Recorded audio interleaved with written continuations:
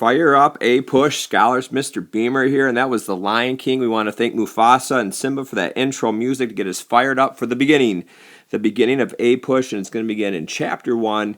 And so this video is going to cover the first half of Chapter 1. Okay, before we get into the actual content of Chapter 1, we need to talk about how we do things in this class. So for every chapter, I provide keynotes. And my videos are designed to cover the keynotes in detail. So as you watch the videos, I encourage you to highlight, make little notes of things that I emphasize or highlight to help you understand the content better. And for every chapter, we'll have usually 2 videos that cover roughly 10 pages each. Okay, this class A push is divided into 9 sections or periods, and this first chapter covers period 1. From 1491 to 1607. It's probably the shortest period in A push. And at the beginning of every chapter there comes a quote, and the quote is on the first page. And let's look at our quote. "I have come to believe that this is a mighty continent which was hitherto unknown. Your Highnesses have an other world here." 1498. Any guesses who said this? We'll learn about this man. We celebrate him in the United States. There's actually a day named for him. Wow, that's a lot of material. These are the key concepts from period 1, and these are only part of them. We're really going to cover this in this video and a little bit of period 1.2. All right, the key concepts, where they come from the College Board. Who is the College Board? The College Board are the history people, the high school teachers that write the AP US History, the A push exam. And so this is what we need to know. And so there's a lot here. And a lot of this we're going to cover in more detail as we go through the slides. But these are the things you need to know for the first part of period 1. And we're going to cover most of this throughout the video. Okay, I'm not going to read through all this, but I do want to read through the top part of the key concepts that come from the concept outline. So 1.1 up here: as native populations migrated and settled across a vast expanse of North America. So we got a group of people, Native Americans, a place, North America.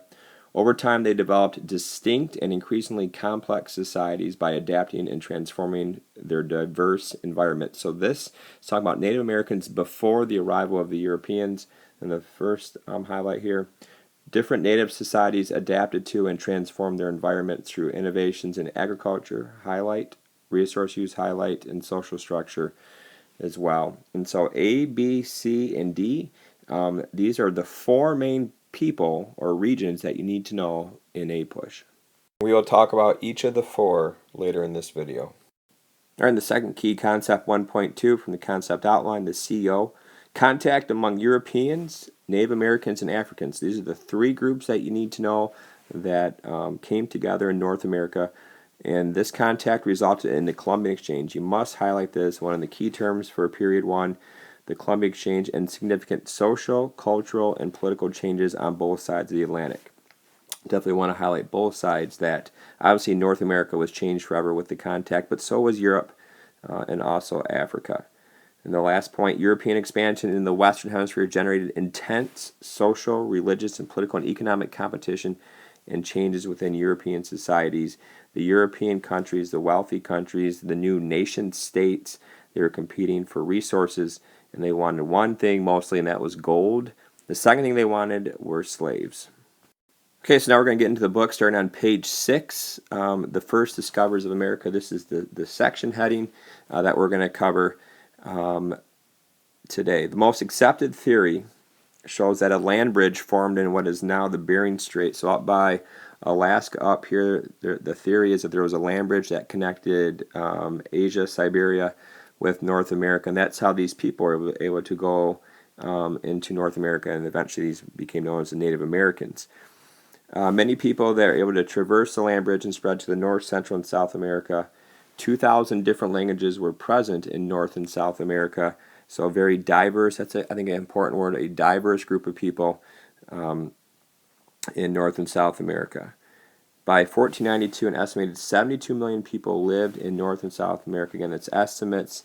It's not a sure thing, but again, an enormous population did live here. By the time of the arrival of Columbus, you need to know that year 1492, Columbus sailed the ocean blue. And then in 1493, Columbus took all that he could see. What was that? And finally, the three groups that we're going to touch on in Central and South America were the Incas, Mayas, and the Aztecs. Okay, before we get into North America, which is up here, we're going to talk about the three, most famous Native American groups in Central and South America, the Aztecs, Mayans, and Incas. Although the concept outline doesn't really refer to them as much as in the places in North America, I think it's important to know a little bit about each of these three Native American civilizations. Okay, so some brief background of each of the three. The Incas, this is where they're located on the western side of South America in modern-day Peru, and they were probably the largest pre-Columbian Empire. An estimated 12 million people lived there, so it was a large empire. The Mayans were over here, the Yucatan Peninsula, here in present-day Mexico, and they're noted for their written language. So again, they did have some skills, and also had advanced forms of art, architecture, math, and so on. So they definitely were advanced civilizations, both the Incas and especially the Mayans. Okay, and the final Native American group from Central and South America, probably the most well-known, is the Aztec Empire in present-day Mexico. We'll talk and read more about them later. Like I mentioned, it's located in central Mexico, and its main city was a huge city called Tenochtitlan. Okay, I have a problem pronouncing words. You're going to find that out throughout the year. I'm probably pronounce words at a third grade level. I try. John Green struggles too, so I love John Green. All right. So back in the late 1400s, this city had the population the size of Paris. It was a huge city, the central city of the Aztec Empire. And I think one of the important things in APUSH for period 1 is maize, also called corn, was the main crop that fed the people there. And maize, corn, is very important because this crop spread northward into North America to the Pueblos and eventually eastern North America. And it was the main crop, and it was a huge thing. It was developed by the Aztec Empire. And this final thing, this is an Aztec calendar. Oh my goodness, I think I have one of these. In the year 2010, I had an exchange student from Mexico. His name was Mauricio. Thank you for this. He gave me this as a gift, and I treasure it. And so thank you, Mauricio. Love you. Fire up. All right, the next section is called The Earliest Americans in your book. And as we mentioned earlier, maize was probably the most important crop in the Americas. It was developed in Mexico mostly by the Aztecs, 5000 BCE, and it became important now because many of these people could stop being hunter-gatherers, nomadic groups of people, and they can now begin to settle down and stay and live in one area because of maize. And so this gave to the rise of towns and cities throughout the Americas. Pueblo Indians, this is one of the key concepts we'll hit on later when we get to the map, but the Pueblo Indians in the Southwest, a must-know in APUSH. This group were the first Americans to grow maize after the Aztecs and cultivated it, and this idea of maize cultivation, of corn, spread north and east, and it was one of the huge developments of the Native Americans. Also, I would highlight this, they were one of the first to construct the intricate irrigation system to water their corn. The Pueblos are located in southwestern present-day America. That's where they were located, and so it's very dry conditions, very dry climate, and so irrigation, the ability to water their crops, became important, and it was developed by the Pueblos. Okay, the second major group we're going to focus on in APUSH in North America is the Iroquois. The Iroquois Confederation, they're located in present-day New York, so they're along on the east coast, the eastern seaboard, if you will, along the Atlantic Ocean. And so this is a group of 5 tribes, and their leader was Hiawatha, was the leader of this.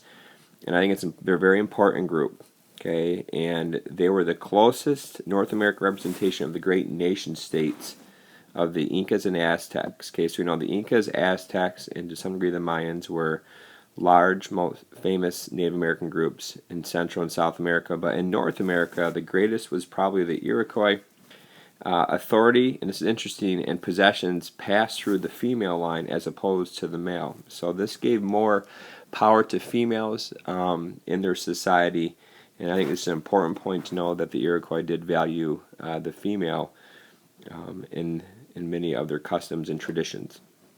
All right, one thing you learn about me, APUSH students, is that I love maps. I love looking at maps, love analyzing, talking about maps, and this map could be the most important of the entire keynote because this map kind of shows the 4 main regions of the key concept. So if you look at the second slide of your keynote, key concept 1.1, there's A, B, C, and D. They talk about 4 main areas. These are the 4 areas that you must know. We've already talked about the Pueblo down here. Okay, this is the southwest region. This is key concept A, and you need to know about the Pueblos is that maize became the staple crop and that it used irrigation. So you need to know about the Pueblo. You know about the Iroquois, that they are located in the eastern United States. We mentioned them on the previous slide. Unique system of government the Iroquois had, and they're probably the most powerful in North America of all the Native American groups, and that the females had a lot of power compared to other groups, especially Europeans.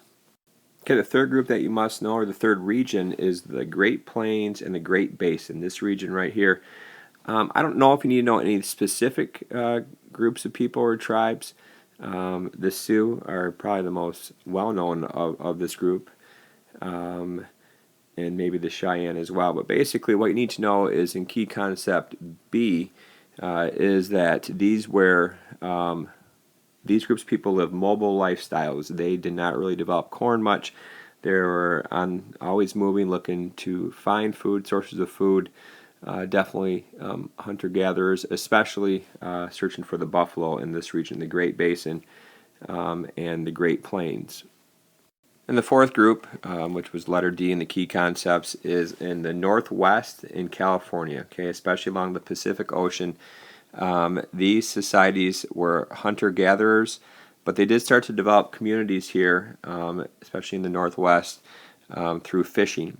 Okay, and they use the vast resources of the ocean to support them, and so that's the fourth region that you need to know, the Northwest into California.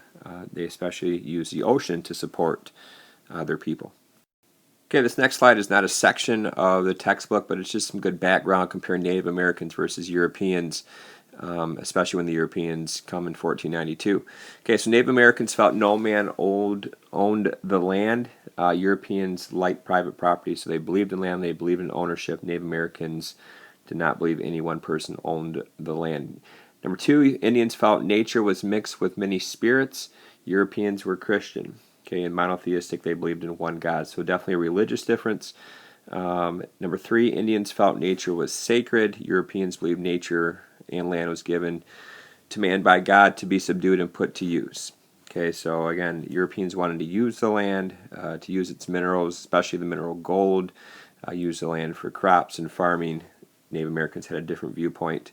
And the final one, number 4, Native Americans had little use or concept of money, whereas Europeans love money and gold, and that's going to be a huge thing really throughout history, the search for money, gold, wealth, and the Europeans, especially around the time of Columbus, were searching for gold.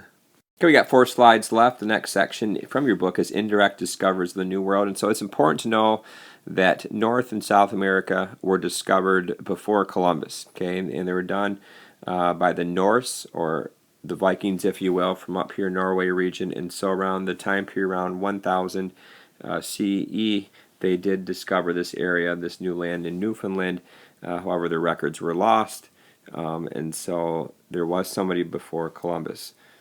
I think a key point is around 1300, Europeans were exposed to exotic goods from Asia, which is over here on the map. And the only way to get to Asia was really the land route, going through Eastern Europe, through Turkey and so on, to get the goods from Asia, from India, China, and so on. But it was only done by land. And eventually Europeans are looking for another route to get to Asia. Okay, Europeans enter Africa. We mentioned on the previous slide that the year 1300 had some significance.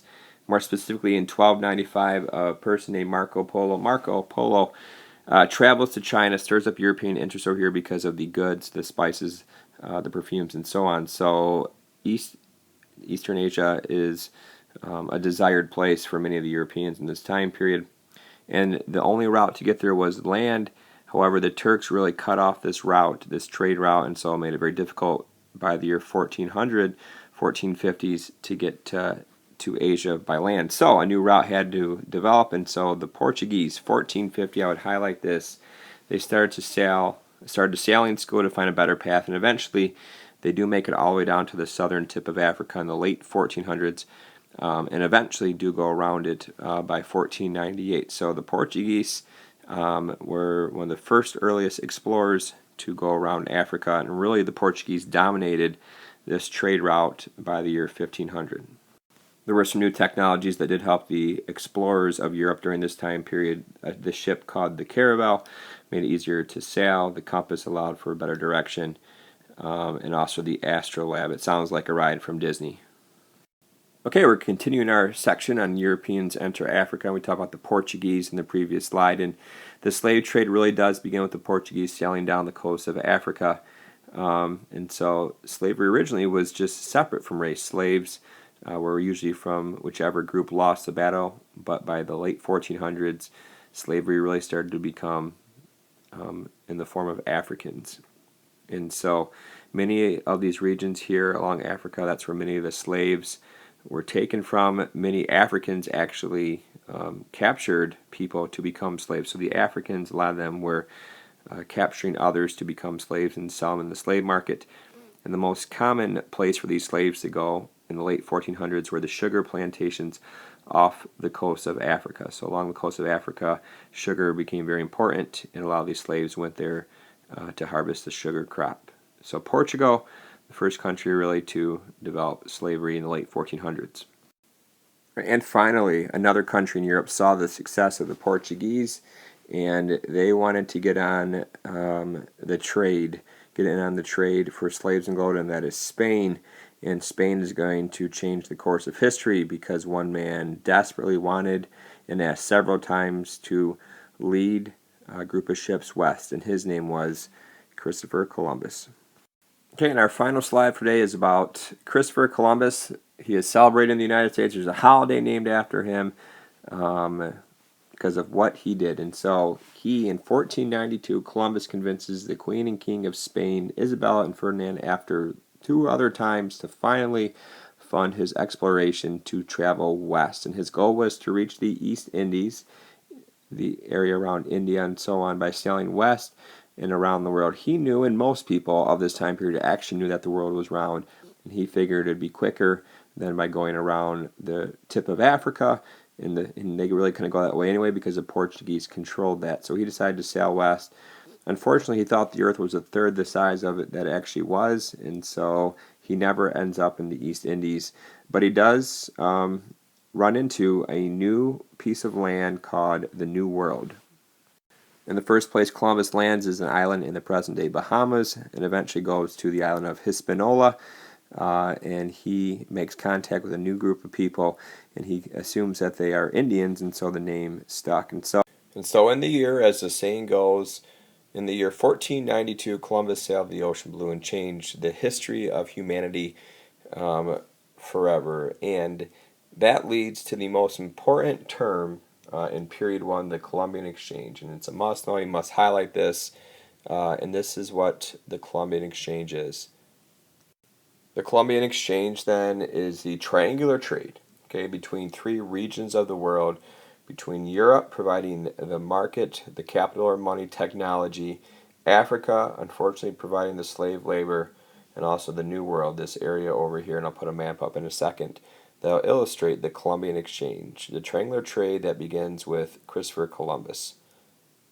Okay, so the final thing for today is this map of the Columbian Exchange, and I think it's important that you really try to analyze this and pick out a few things that were traveled from each place of the Columbian Exchange. So the first thing, let's start with Europe and Africa. So what came to the New World? Okay, so this is the New World, the Americas, what came over here. And probably the biggest thing that I would definitely highlight is probably horses and livestock. Okay, horses were rare to non-existent here in the Americas, but because of the Columbian Exchange, horses were brought over to America especially. And so that was probably the greatest thing for the Native Americans. The worst thing was definitely the diseases, and just the diseases killed 90% of all the Native Americans that were here before the arrival of Columbus and the Europeans. 90% of them died because of diseases. So there were definitely some bad things, but there were a few good with the Columbian Exchange to the Americas. Okay, and then from the Americas, what did they bring over to Europe and Africa? And the best thing, or the most important thing, are crops. Okay, and so definitely a few of these things you could definitely know. I would definitely know a few of them. The biggest one is not sweet potatoes. We love sweet potatoes or peppers, but probably tobacco is probably the biggest crop that's brought over to Europe, especially as we get into the 1600s and we talk about the colonization of North America.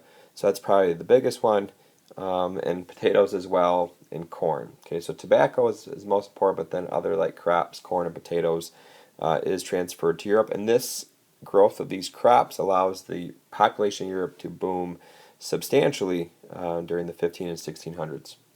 Even though syphilis was also brought over during the Columbian Exchange to Europe. Yes, I said syphilis.